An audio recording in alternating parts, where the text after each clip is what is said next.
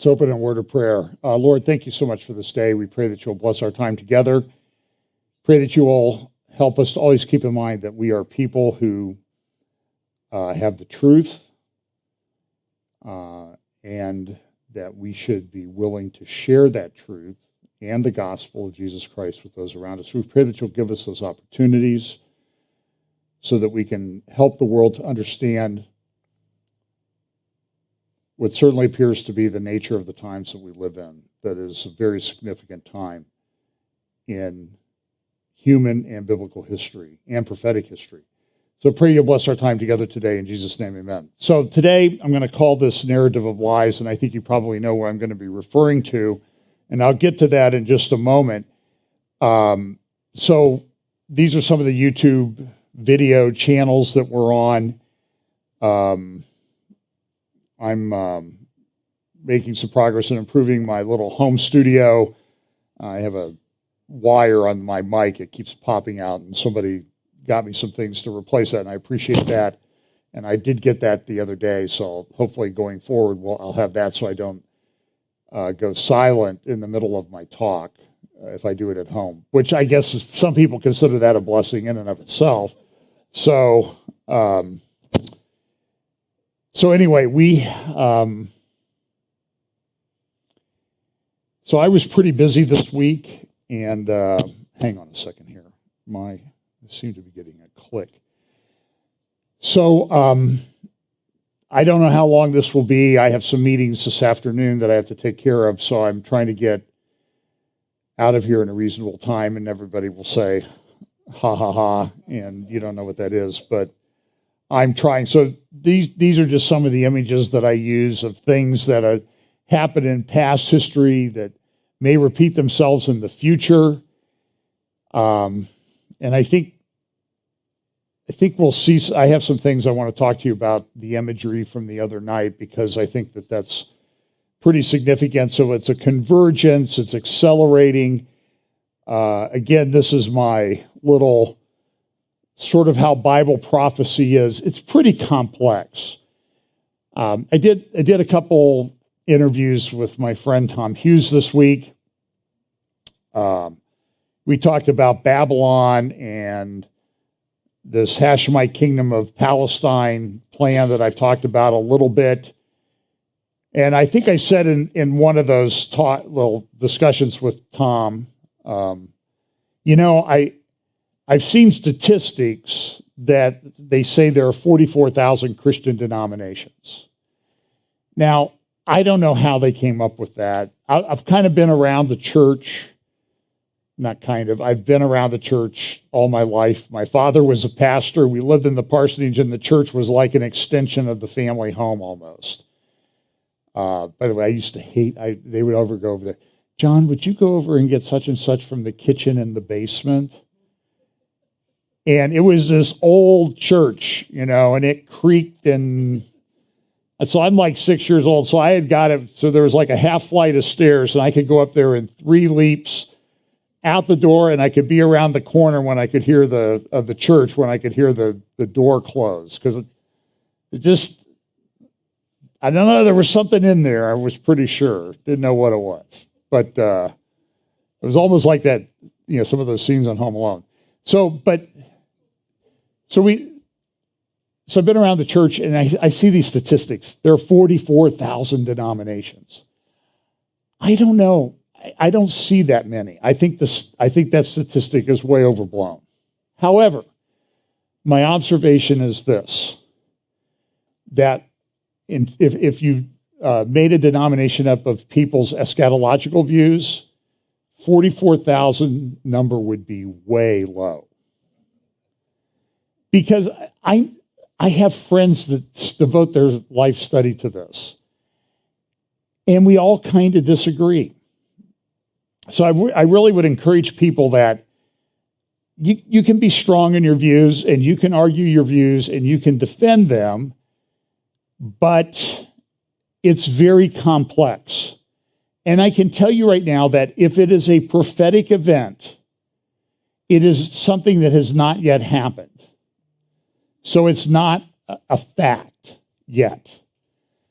the fact of the matter is these scriptures will be fulfilled, but sometimes we just don't know exactly. So I kind of liken it to the symphony. I was kind of playing around with Beethoven's Ninth Symphony about how you would have all the different parts and orchestrations, and I downloaded or found a score online of Beethoven's Ninth, and it had like, it was like all the, I don't know how does the conductor do this, because it's like all these different parts and sitting in front of him, and then when you look at Bible prophecy, it's kind of layered. It's three-dimensional, but the amazing thing is, like in a symphony, it sounds unbelievable. I saw somebody on Facebook this morning, they posted they had a book about Beethoven, and they said that even though he was dead, he was a great composer. And I think it was a typo. And I made my comment, I'm sure you've heard this, that they exhumed Beethoven one time, and they found him decomposing. So, anyway, this is John Haller's ACLU, Acceleration, Convergence, Logistics, and Understanding. And the fact is that we're going to get to this point in time where things are going to make more sense than they do right now. So I want to go to Revelation chapter 6. And I didn't have time to put this into my slides, so I'm just going to read it. We're going to read the whole chapter. In Revelation, look, it's a very complex book. And believe me, I know all the different views.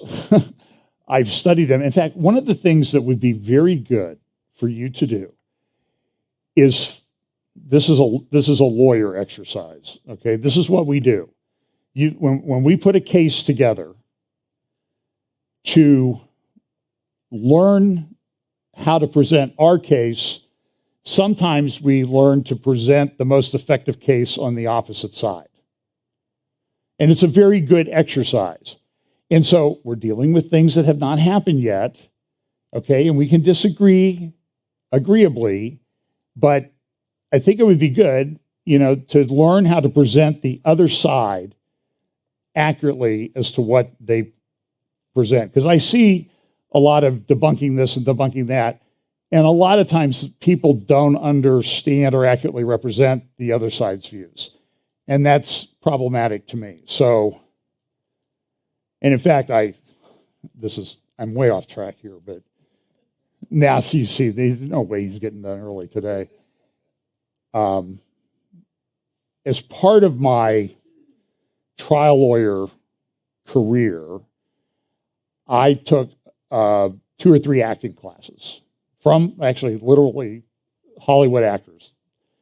And it was very helpful. And I had a very, very complex case, very complex case. So I got up and I had to, you could choose whatever you wanted to, a closing argument, an opening argument. So I decided I will do 15-minute opening argument of my case. And so I did. And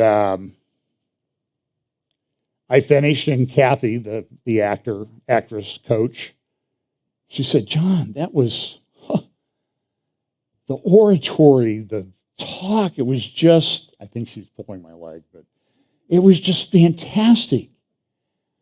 But I just have one criticism. You are dead from here down.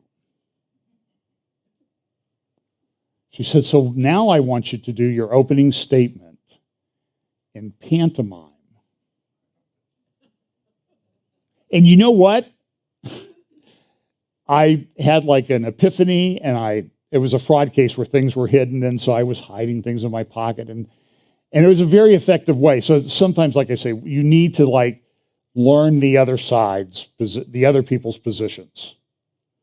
And sometimes when you do that, you kind of think, maybe they're not as nuts as I thought they were. Okay? Always trying to drive for the truth, though, because there is one that will be, it's going to happen a certain way. This is an example I have not used for a very long time, to talk about how exponential acceleration happens. Some of you might remember this. I think I used this verse about 6-7 years ago. This is Yankee Stadium. And as someone who grew up near Cleveland, this was like the evil empire.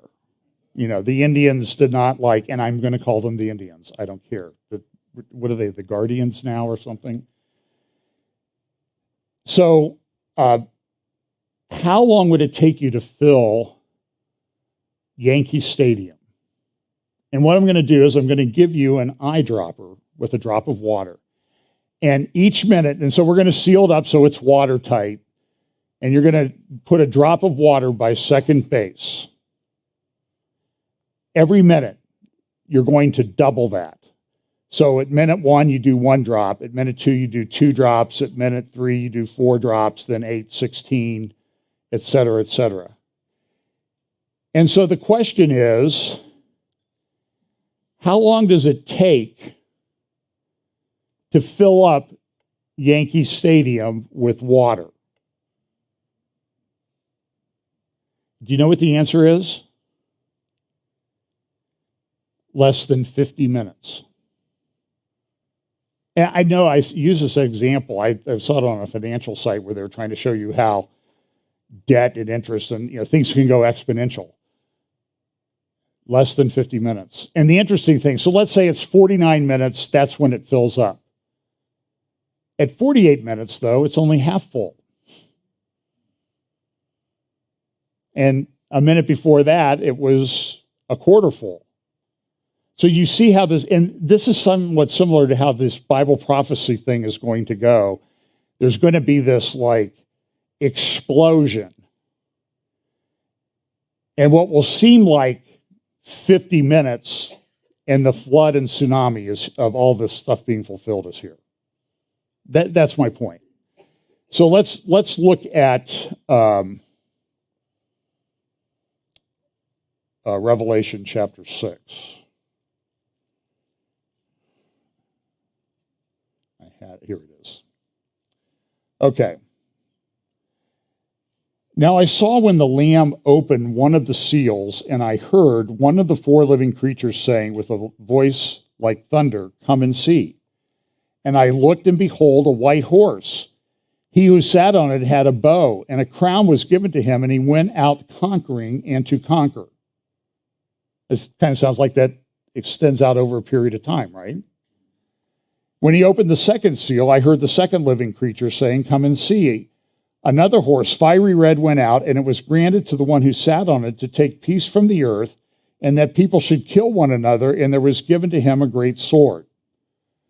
And when he opened the third seal, I heard the third living creature say, "Come and see." And I looked, and behold, a black horse, and he who sat on it had a pair of scales in his hand.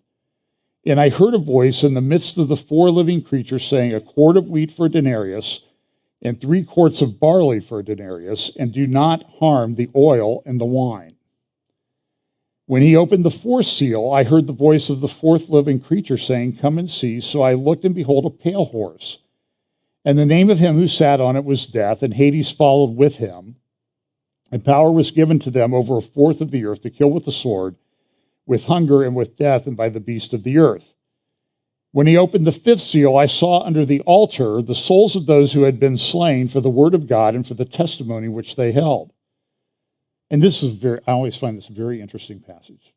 So here are these martyrs, and they've been slain, and they're under the throne. And so what do? And they cried with a loud voice, saying, "How long, O Lord, holy and true, until you judge and avenge our blood on those who dwell on the earth?" I just find that interesting that that's what they're saying. And I know that that's what they're saying because this is what John wrote, and John wrote accurately. Verse 11, "Then a white robe was given to each of them, and it was said to them that they should rest a little while until both the number of their fellow servants and their brethren who would be killed as they were was completed." So there's like a number of martyrs. And here it's saying, wait a while till your number is complete. Now, what are the implications of that? We'll get around to that. Not today, but eventually. But think about it. You understand, it takes time and there's like a number, a complete number. I looked when he opened the sixth seal, and behold, there was a great earthquake, and the sun became black as sackcloth of hair, and the moon became like blood. And the stars of heaven fell to earth as a fig tree drops its late figs when it is shaken by a mighty wind. Then the sky receded as a scroll when it is rolled up, and every mountain and island was moved out of its place. And the kings of the earth, the great men, the rich men, the commanders, the mighty men, every slave and every free man hid themselves in the caves and in the mountains of the rocks, and said to the mountains and rocks, fall on us and hide us from the face of him who sits on the throne and from the wrath of the Lamb. For the great day of his wrath has come, and who is able to stand? And that's this, by the way. There's like so many layers and stuff to unpack in this, and we're not going to do that today.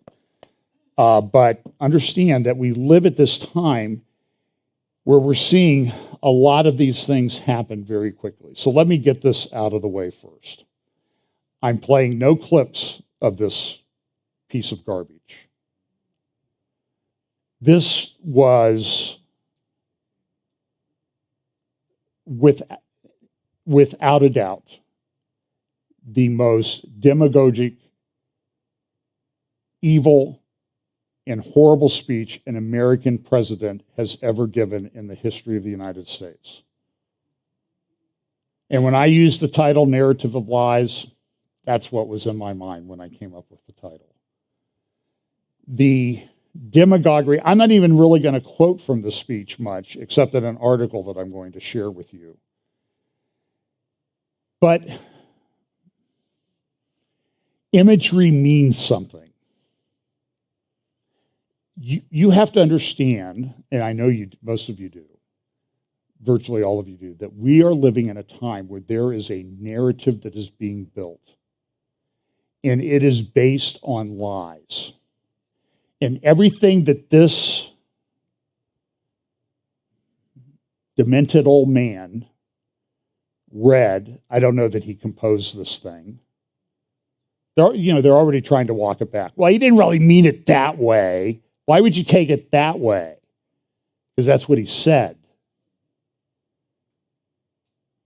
And we have lived here over the last, I think it's probably started. I don't have my slides with me.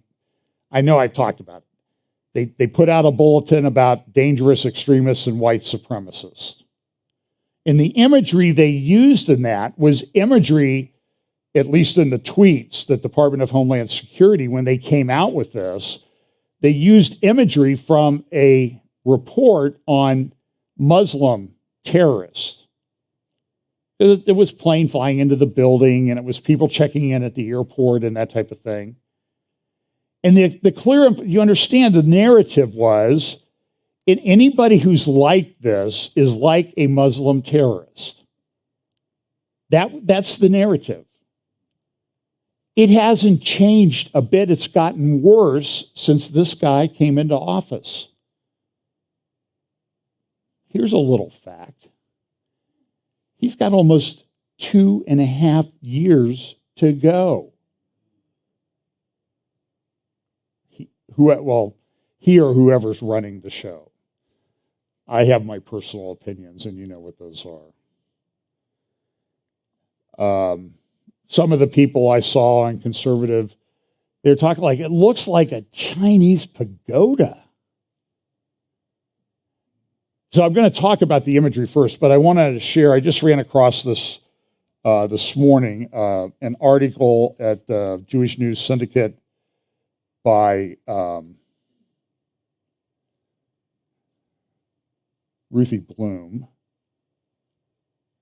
Okay, now where did it go? Hang on.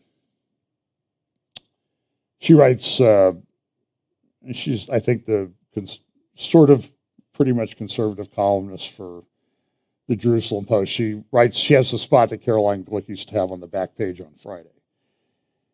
And she has this, I'll just read a few paragraphs from here. Joe Biden's 4D speech. Taking a page from the Israel Bashers playbook, the U.S. president added disingenuousness to his demonization, imposing of double standards and delegitimization of Republicans, the 3Ds that Nathan Sharansky proposed as proof of anti-Semitism. In the fall of 2004 issue of the Jewish Political Studies Review, published by the Jerusalem Center of Public Affairs, great website, you ought to go check it out regularly, JCPOA. Nathan Sharansky outlined what he calls the new anti-Semitism, a resurgence in democratic countries of Jew hatred aimed at the state of Israel. And I see this a lot. I mean, I run across a lot of things. And sometimes I run across this on pages that claim to be Christian. And the things that are said and the propagation of lies, it's unbelievable. Now look, there are bad people in every ethnic category, evil people, okay? But there's something different about the Jews. It's off the charts. And Olivier Melnick's been here a few times to talk about that. In his piece, the author of Fear No Evil and the Case for Democracy presented a 3D test, demonization, double standards, and delegitimization, that he had devised to distinguish this worrisome phenomenon from acceptable criticism of Israeli policies. Little did he know at that time, nearly 2 decades later, the word new could be removed from the description. Indeed, the dastardly triplet not only continues to be applied to the Jewish state by its sworn enemies, but has become mainstream even in the halls of power in Washington. She's right. Let's be honest about this. Rather than being eradicated through the exposure, however, the 3D vilification technique has proven so effective that the left began to adapt it to discredit any figure or movement that doesn't toe its line. The practice is especially blatant during political campaigns, such as the one being conducted in Israel ahead of the November 1st Knesset elections and those surrounding the midterms of the U.S. Congress. And this is right. But here, a fourth D can be added to the arsenal, disingenuousness. As the case is the case with the new old anti-Semites who pretend only to be targeting certain policies, the above detractors claim merely to be protesting against a particular politician. When the press secretary was questioned about this, who is he after? Does he mean everybody who voted? Oh, no, it's only, go look it up, only the people who disagree with us. My friends, this is dangerous. Don't take the bait. They're trying to bait a violent reaction. Don't take it. You know, my view, protest against it if you want, and crush them at the ballot box. And maybe it'll work. I don't think it's ever going back to anything resembling what we would have considered normal a few years ago. It's just not going to happen. There's only one savior on the agenda coming, ultimately, and that's Jesus. And you know, we need to be looking for that. But in the meantime, we have things to do and people to protect and that type of thing. So I think we need to be involved. Nothing better illustrates this demonization, imposing of a double standards, delegitimization, and disingenuous than U.S. President Joe Biden's primetime speech to the nation on Thursday in front of Philadelphia's Independence Hall. Too much of what's happening in our country today is not normal. Donald Trump and the MAGA Republicans represent an extremism that threaten the very foundations of our republic. Yeah, they want to go out and vote you out of office. It is hard for me to conceive of a more evil, divisive speech by the man who claims to be the great uniter. This was vile, it was evil, it was full of lies. And that's the narrative. Now, who's the father of lies? Now, look, Joe Biden thinks he and his people, they're building this great, beautiful, wonderful society. How's that going?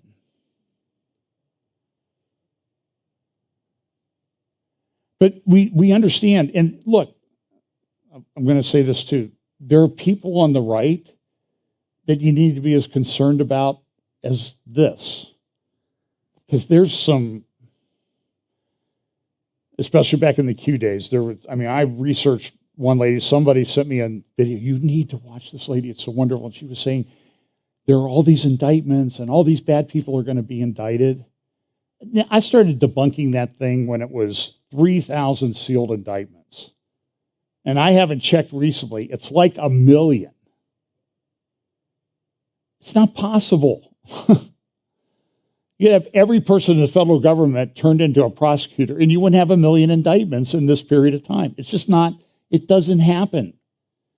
Stop believing this nonsense. But then I watched further into the video, and the lady was talking, we're going to build this fifth dimension and new age of light and transformation, and it was like,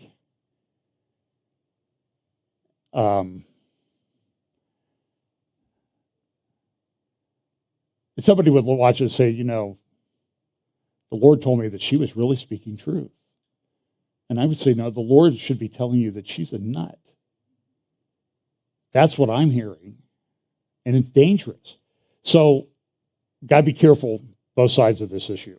So, on back to Ruthie Bloom's article. He went on, now I want to be very clear, not every Republican, not even the majority of Republicans are mega Republicans. Not every Republican embraces their extreme ideology. You notice he never defines it.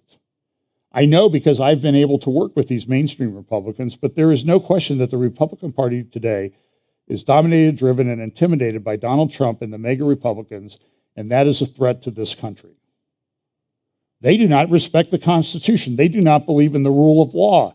They do not recognize the will of the people. They are determined to take this country backwards. To have an America where there is no right to choose, no right to privacy, no right to contraception, no right to marry whom you love. Ruthie Bloom says, seriously? It is though an apt depiction of a very different republic, the Islamic one run by killer mullahs to whom this administration is desperate to hand over billions of dollars, maybe as much as $1 trillion over the next 6 or 7 years, for atom bomb building, and enhanced global terrorism. Still, it is MAGA who is the threat to American democracy that he bemoaned, while assuring that the United States is not powerless in the face of this threat.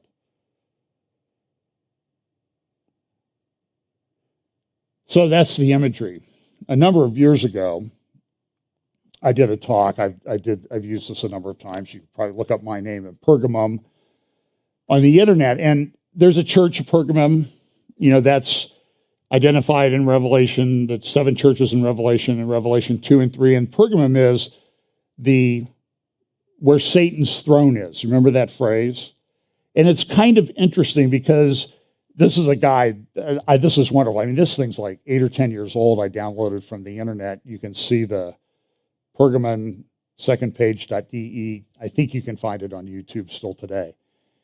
And this is a recreation of the Acropolis at Pergamon. And I won't go into it, but you see all of these temples. You see one here, and like one's to this Roman emperor and then others to another Roman emperor. But this one here in the lower right corner now, as we're coming in on, was the altar that was built to Zeus at Pergamum in Turkey. Very interesting imagery.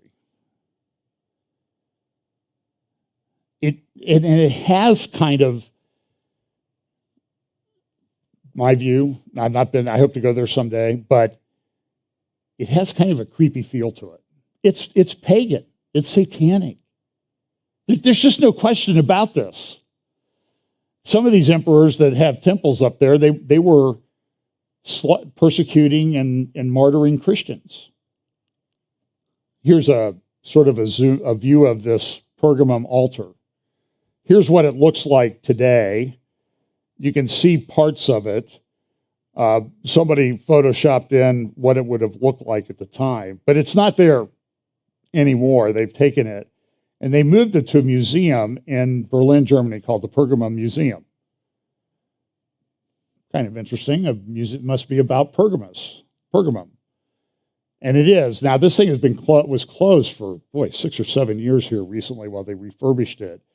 And one of the main things in one of the galleries is the Zeus altar, that they've taken part of the original and recreated it there. And it used, I don't know if you still can, you used to be able to go up there and sit on it and that type of thing. And it's been there for a long time. It was there back in the 1930s. And it was there in the 1930s that a young German architect named Albert Speer went to the Pergamon Museum. And he liked that building, that made an impression on him. He later became the chief architect for a guy named Adolf Hitler. And at Nuremberg, they built the reviewing grounds for the Nazis. And it looked like this. Do you see how the imagery is conveying this message and power? This is what it looked like. It was eventually bombed. I think this, there used to be a big medallion up there on the top in the middle, and it was bombed by the Allies when they took this over. Here's a picture of this. You see the emblem up there? And this is a picture of one of the famous rallies that took place there. I mean, there would be 1 million people in the reviewing grounds. And the imagery is, do you understand the imagery? That you see the military guys standing behind the podium? Do you understand what we just had happen in Philadelphia? At a place in our civic culture is kind of sacred space. I don't know how else to describe it. 2 great documents drafted there, the Declaration of Independence and the Constitution of the United States. And this man went there and did this. Here's a night rally at Nuremberg. Now, that same kind of imagery was taken and used by a former president at one of his acceptance speeches. This was in Denver at Mile Stadium. Do you see the imagery? I'm trying to convey to you an issue. And I would be bipartisan in my criticism of this. I do not like this. This conveys something very underhanded, evil, whatever you want to use to describe it. Look at this imagery. This is an article about Steve Bannon wants to summon an army of Christian nationalists. And so I watched MSNBC the morning after the speech, and Joe Scarborough and all these guys. This was the most wonderful presidential speech of all time. We live on different planets. No, we don't. We live in different universes. I saw somebody in a comment someplace, I grew up like next door to Joe Scarborough. What happened to him? I don't know. So just understand, this is, you have to understand the nature of the world that we live in. This is coming. I don't know where it stops. I know Jesus comes back. I know that one I've got nailed down for sure. And I'm still working out exactly how all that comes together, as all of us are and should be, in a loving, kind, respectful way. Unless the person is just a complete nut. Okay, that's. But I know a lot of people with a lot of different views. They're my brothers. I love to discuss, even debate, argue about these things, because iron sharpens iron, right? And that's where we are. And so we should all be firm but humble. What's the phrase? There was one attorney, she was a phenomenal lawyer. And I sort of referred to her as the velvet hammer. Because, you would kind of get in a back and forth with her, and you'd walk away and realize, I've just been beat to death by her, because she was really good. And so we should all be velvet hammers, I guess, for the Lord. But do you see the imagery that they have there? Maybe the worst Photoshop in history, but it's awful. Now, so this is just the last political thing I think that I'm going to talk about, true politics. Well, maybe not. John Podesta, remember him? You probably didn't even hear this week. He was Hillary Clinton's campaign manager in 2016. Big controversy about his emails. This guy's the consummate Washington, D.C. insider. He's always around. So domestic climate advisor, Gina McCarthy, stepped down, and he has now been appointed.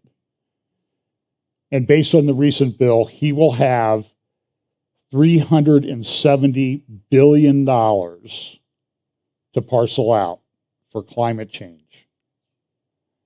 This is one of the scariest pieces of news that I've seen. Who is he going to enrich? What is he going to do with that money? Is anybody going to exercise oversight over what he does effectively? I'm concerned about it. And the great Kimberly Strassel has a good article in the Friday Wall Street Journal about the politicization and weaponization of the FBI and Department of Justice. You should go look it up. It's very concerning. It's particularly concerning. Well, here's what she says at the beginning of her article. The aces at the New York Times are indignant over the torrent of vitriol unleashed on federal law enforcement officials following the Mar-a-Lago raid. It's as if the press corps has memory hold the last 6 years of FBI history. And she goes on to relate people that, whistleblowers are outing and they still have their jobs, or they go off and still have their pension. Like Lois Lerner, who slow walked and essentially shut down religious conservative 501c3s and C4s during her term as head of the IRS. And guess what happened? She lost all of her emails. She still has her pension. Nothing ever happened to her. She didn't even answer questions in Congress, at Congress. Nobody filed contempt charges against her. This whole thing is corrupt. We should have known this was coming at the end times. But it's particularly troubling in light of this. This is a chart that came from the Atlantic Council, and it's a globalist organization, but they have interesting articles there. Like they have one article, I think I've referenced it before, Ukraine can feed the world. Wow. Does that have anything to do with what's going on today? And that article was written a number of years ago, before the Ukraine war. But this is the green areas are people that have pilot programs for central bank digital currencies. And then the blue, they're in the research phase, and light blue, they're in the development phase, and the yellow, they've actually launched. So a couple countries have launched central bank digital currencies, which are programmable. There are some that believe that the U.S. one will be launched in December. I'm not sure that that's going to be the case, but that's what people are saying. So pay attention about that, because they're programmable. And as we've said, the programmable part, and then when you read Revelation 13 and the control that this coming beast system has, and the implication is if it's a beast system, there's a beast, right? So, but it's coming, and this will be programmable. So if you've spent too much, if your carbon footprint is too big, I'm sorry, you look like you've gained a little weight. Your currency will not let you buy ice cream. Maybe you could go get some, that gummy, sticky, pasty, non-sugar, non-dairy stuff back there. You could probably get that. I think that would go through. you drove your electric car too far this month. So your electricity will not allow you to charge your car. Think that's not real? California says by 2035, we won't be selling gasoline cars. Only electric. Oh, guess what? This week they put in power grid shutdowns, rolling blackouts in some cases because of heat in California, and said, please don't charge your car for a while.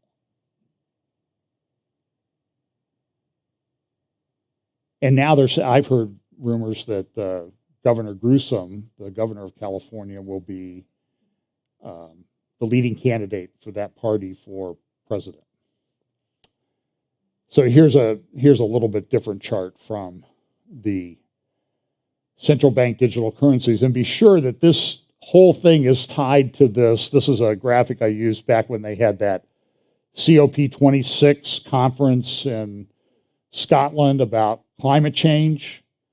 This is from the Times of the UK, and it's kind of interesting that you see the cooling towers in the background, and you see all the private jets on the runway that everybody flew to get there.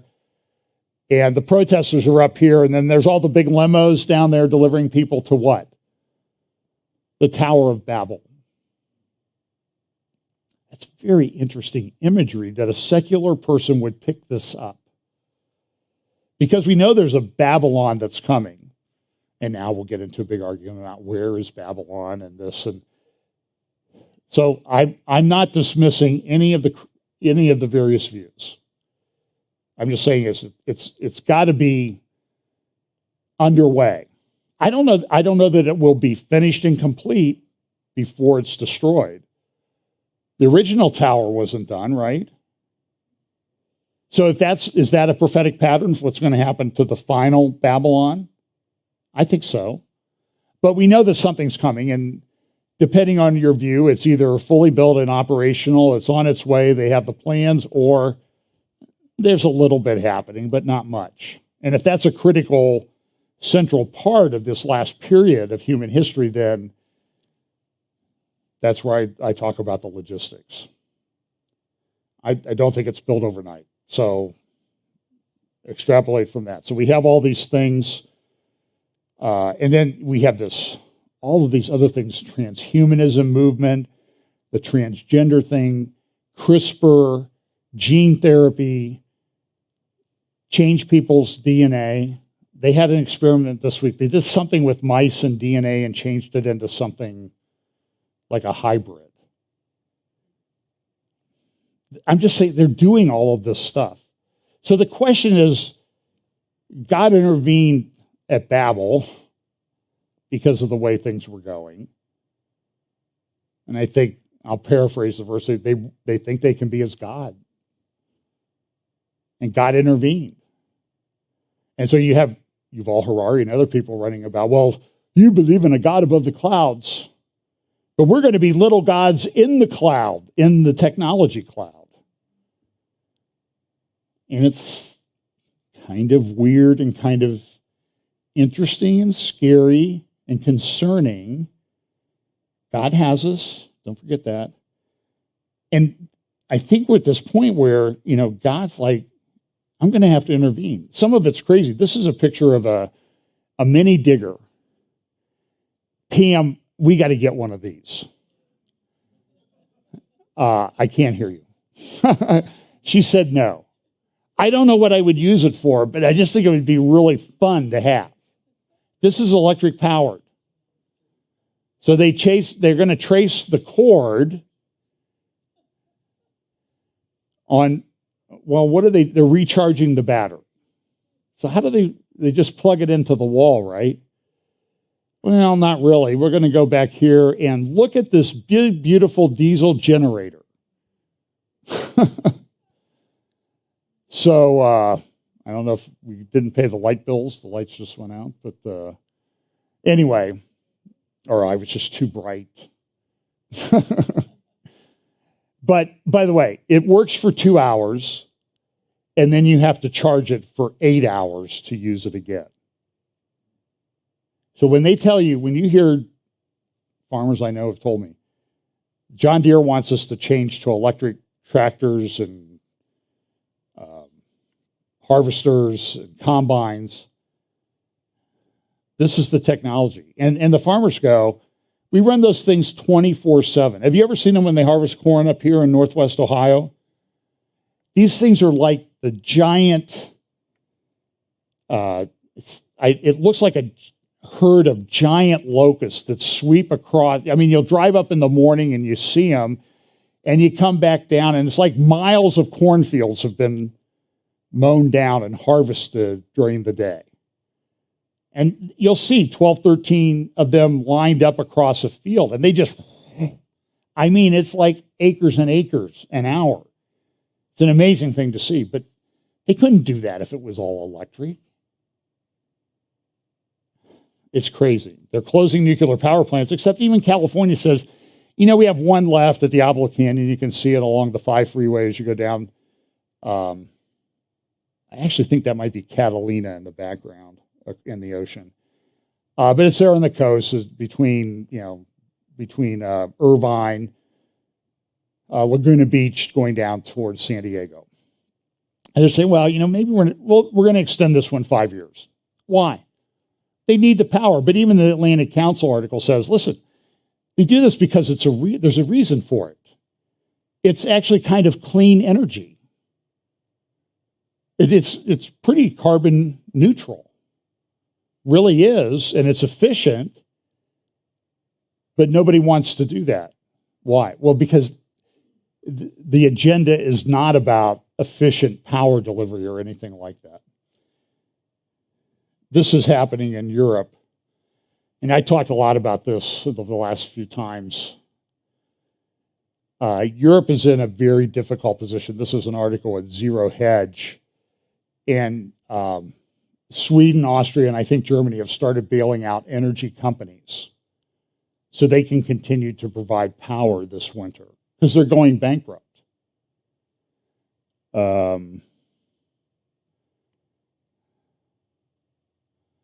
they come in and say, we're going to put a cap on Russian oil price. Oh, but you don't own it. And you're putting how do you think Vladimir Putin is reacting to this? Well, he's saying, okay, yeah, I get you. I'm closing down Nord Stream indefinitely.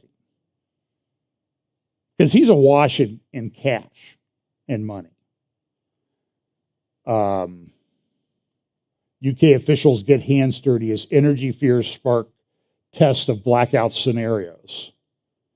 And so they're looking like, what happens if we don't have power? This is from today's Sunday Times. Energy crisis is priced to avoid world wars, says Zelensky. Will we face winter blackouts? It depends on the British weather.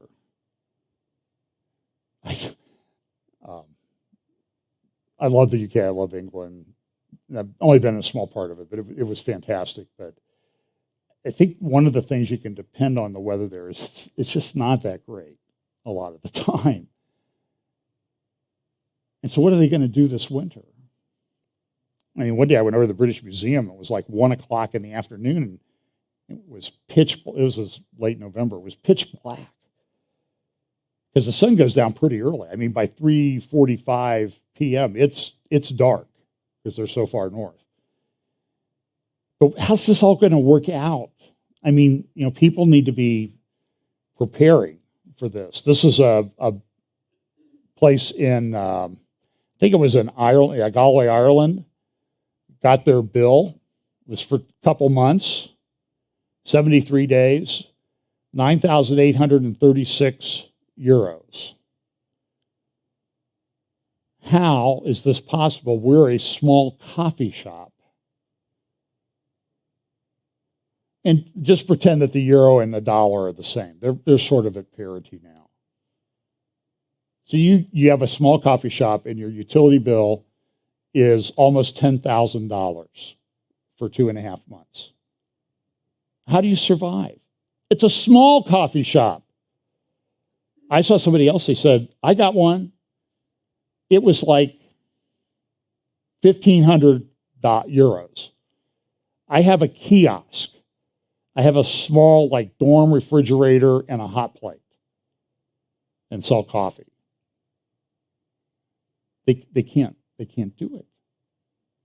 Here's an article. This is a press release from a German steel manufacturer. And essentially what it says is we're shutting down our steel plants. Not a partial shutdown, not a dial back. In September, when it's still warm, we're shutting it down. We can't afford the energy. So what happens to the people who need the steel or the aluminum or whatever that's manufactured, and the people who need the jobs to pay their utility bills? And so Zero Hedge has this out. There's a guy named Zoltan who works, I think he still works for Credit Suisse. And he says, this is what the New World Order will look like after Europe's Minsky moment, where $2 trillion of German value, debt, and equity depends on $20 billion of Russian gas.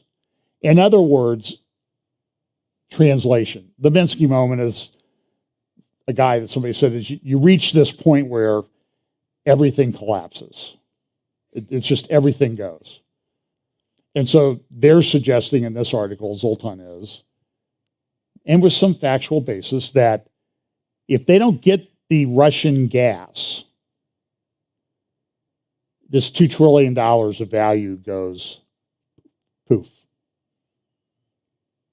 That's in Germany, long held to be the best country in energy-wise in Europe.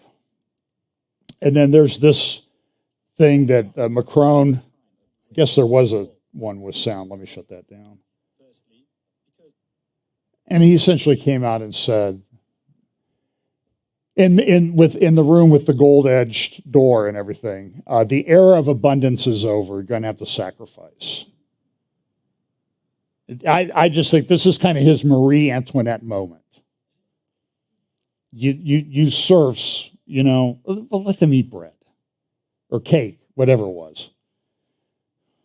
So here's Germany. They're not getting the storage done. And Russia, this is Wall Street Journal, they're kind of confounding everybody like they're recapturing their oil riches. And this is a chart that shows how the price is going and demand and all this other stuff. And Europe is in big, big trouble. We could be following. Europe is a big user of energy, as you can see, Europe and Central Asia. This is from the National Post. The one article is why there is no longer an us, Canada divided as never before by pronouns. So Baby Trudeau came out this week, and there's a very funny video of him trying to recite the LGBTQIA plus minus Z, whatever they use, and he gets all fumbled up, and he just kind of says, well, you know what I mean. Well, now it's different. They've now come up with more things to tack onto the beginning. So it's 2S LGBTQIA plus. What's the 2S? Two-spirit. Remember I talked about this where they were pushing this in the California schools, this two-spirit stuff, because that's how the trans thing comes about. They're two spirits. This is satanic. By the way, Marjorie Taylor Greene, my understanding, the congresswoman from Georgia, has now been swatted like 5 times in the last week. Where somebody calls the police and says, there's an active shooter at Marjorie Taylor Greene's house. So they bring out the SWAT team. Steve Bannon got swatted the other night. This is attempted murder. This is happening in America. And I'll tell you what, go to the New York Times, go to Washington Post, go to MSNBC, and just see if you can find a story about Marjorie Taylor Greene being swatted. If you can, send it to me. I'd like to see it. I haven't seen it. I haven't seen it discussed on CNN or anywhere else. I've seen it on Fox and other conservative programs. Not that every program at Fox is conservative. Conservative programs at Fox. This is another thing, too. Right now, 1/3 of Pakistan is underwater. And I meant to mention this about central bank digital currency. In Denver this week, had a heat wave, and there were thousands of customers in Colorado who went, it's hot, right? So what do you do when it's hot? Well, to get the house cooled down, you go turn the thermostat down for a little while, turn on the fans. They went to their thermostat and they saw this. Temperature locked temporarily during energy emergency. That's a smart meter. Thousands of people in Denver couldn't adjust their temperature this week because somebody was making the decision for them. Due to a rare energy emergency that may affect the local energy grid, your temperature slider has been changed from 8 p.m. to 8 p.m. because you enrolled in a community energy savings program. In other words, you got a smart meter. And in many cases, you don't have a choice, right? It's sort of like, here's your meter. Oh, you don't want it? Oh, okay, we'll take you off the grid. Oh, we can't have you off the grid. You're getting it anyway.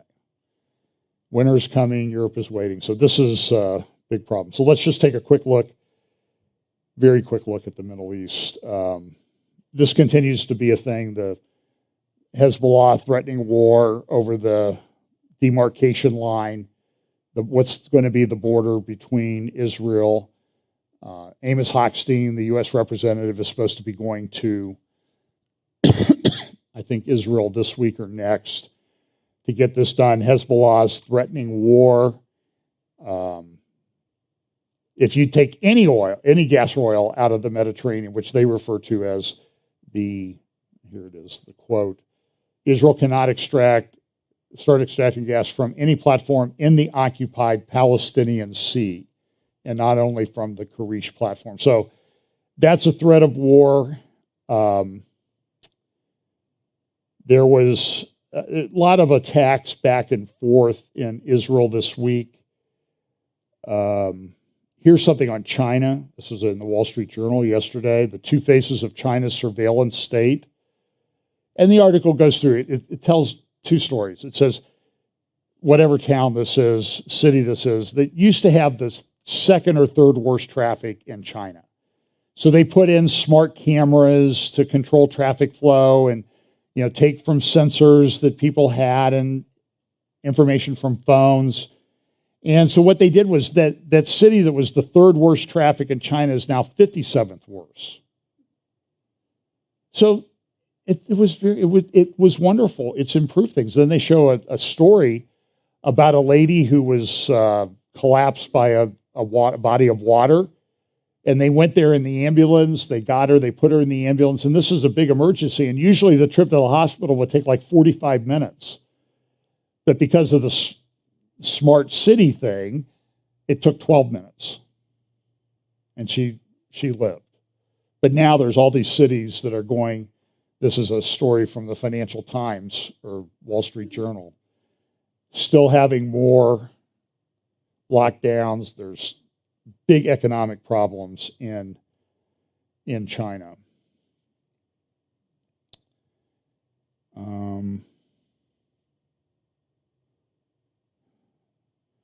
So when you see anything about Erdogan and making nice with Israel, always remember that when Trump made the announcement about moving the embassy within a week, they had a big meeting of Muslim countries in Istanbul, and they put up that map in Yeni Sefek in December of 2017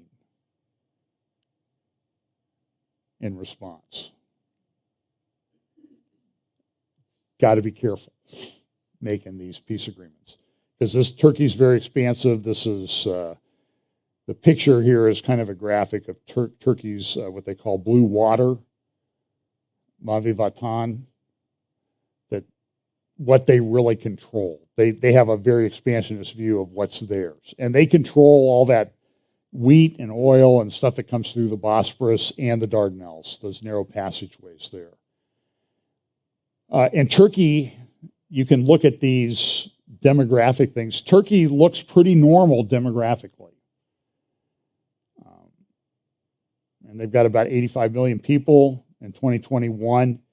When you look at China, I don't have that. You can go to populationpyramid.net if you want to see the graphic, the bell curve profile. So at the top are old people, at the bottom are young people and babies and everything. And when you get to China, that bottom part goes in pretty significantly. So does that mean? It means China's dying. You'll kind of see the same thing with Russia, but they have a lot of Islamic immigration. And we would probably be in that boat if we didn't have a lot of immigration either, to be honest. But China lost this battle like 40 years ago. Iran's been losing this battle for a while, and it's getting worse over the last couple of years. People just don't have babies. And young people leave like crazy. And so the population thing is very skewed. And that's why you see the signs everywhere around here is we need workers. Well, part of it is there may not be any because a lot of people are retiring. Everywhere I go, there's help wanted signs. Locally, by the way, I was talking to some people in banking and stuff over the past few days. They're expecting an influx of about 80,000 workers for the Intel and other plants being built out there in New Albany. So that might help the local real estate market. It's a huge number. Maybe it's 80,000 people. I don't know. It's a huge number of people moving into Columbus, they expect. They already have help wanted signs. So that's good for us locally. There's a few things going on in the Middle East. Of course, there's the usual conflict between Turkey and, between Syria, Iran, Israel. There's some bombing runs. By the way, a large portion of those silos in Beirut that were damaged a couple of years ago, early August, they collapsed. And it's hard to find information about Lebanon, but it's in terrible shape. It's utter devastation. No, very little power. Money is terrible. This is an interesting note. This is a sort of in central Syria. This was an S-300 battery a few months ago. This is what on the right is what it looks like today. The S-300 system is gone. And there are other places where the S-300 system, and it's not a small system. I mean, it's, you can see it from space. And the belief is that they're taking them from Syria to put them into Ukraine because they need them. Russia needs them. And Israel continues to make attacks into Syria. There was an Iranian military guy that was killed the other day. This is an article from, I don't have the picture that goes with it. It's on my Facebook page. This is from the Abu Dhabi Festival. Why is Abu Dhabi Festival important? Well, that's where they're building this Abraham family house, the church, the synagogue, and the mosque. And this is they're having a festival in October. And this guy and others have put together this thing called the Abrahamic Symphony, called the Unity of Three, that they're going to play at the opening of that place, the Abraham family house. So that's coming. In fact, if you look at the article here, celebrates the historic opening of the Abrahamic family house in Abu Dhabi, October 2022. So people have been asking when that's going to happen. There were more attacks in Syria. And this is an interesting article from Asharq al-Aswad, an Arabic newspaper out of London. And the article says, I'll just read it. Russia called on the Iranian militias to leave important military sites west of Hama and near the city of Tartus in central and western Syria to avoid the Israeli aerial bombardment, which has increased in frequency during the past few days. So Russia says, you need to get out. At the same time this is going on, Iraq is in a bit of a meltdown because of the political situation there. Sadr, the Shia Muslim cleric who got involved in politics, announced his retirement. People started to riot and that type of thing. And then the head of Hezbollah called up Sadr and said, you need to get control of the situation. So Iran's really got a lot of control in that part of the world.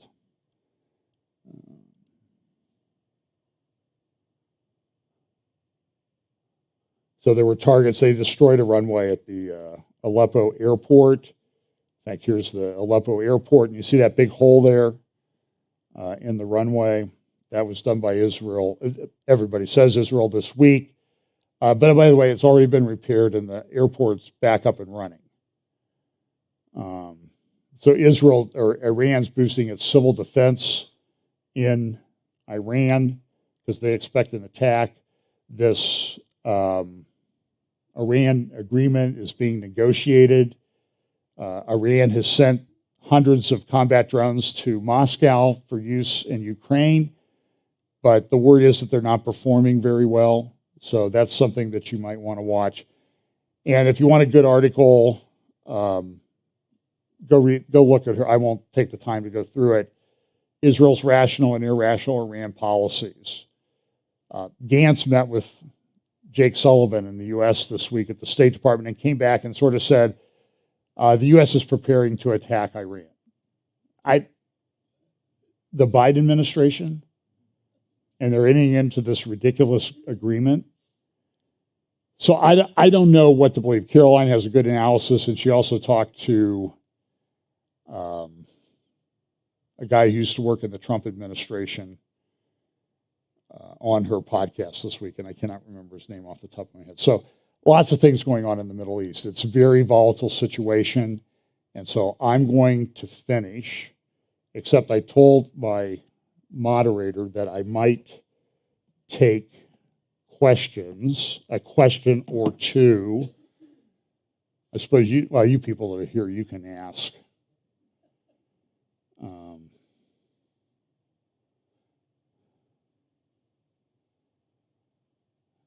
By the way, I try not to track the numbers because it's kind of a chasing your tail thing.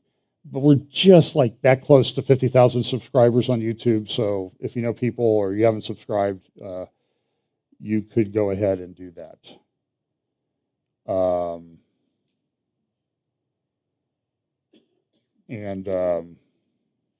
Anyway. So I don't see any questions coming in. So I'm going to quit. It's 12:17. I'm not ill. I'm not having a heart attack that I know of or anything like that. It's just I was pretty busy. Well, I did. So if you want to see on YouTube, you can go to Hope for Our Times. Both of the interviews with Tom Hughes are there. I've also put them on our YouTube channel. And then Stand Up for the Truth with David Fiorazzo. I was also on that.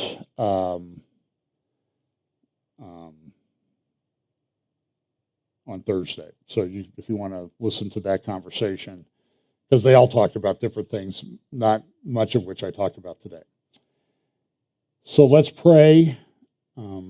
Difficult times are here. And people that I know that are pretty reasonable are pretty concerned about what could happen here in the United States. But this is true in other places. France, UK, they've got elections, government change, Brazil. I mean, the list is just endless. And it could be a difficult winter, but God's in control. We knew that these things something like this was coming. It might actually, something worse might be coming. But we know that, in difficult times, the church is, what's the verse in Peter talk about, being purified or magnified in his sufferings, if we suffer like him. It's the way it kind of works. So listen, don't be afraid of anything, just be faithful. So let's pray. Lord, thank you for this time we can spend together. Pray that you will watch over us and pray that you will bless our time together and give us opportunities to share the gospel with people that we run into this week and help explain things to them. Bless us this week in Jesus' name. Amen.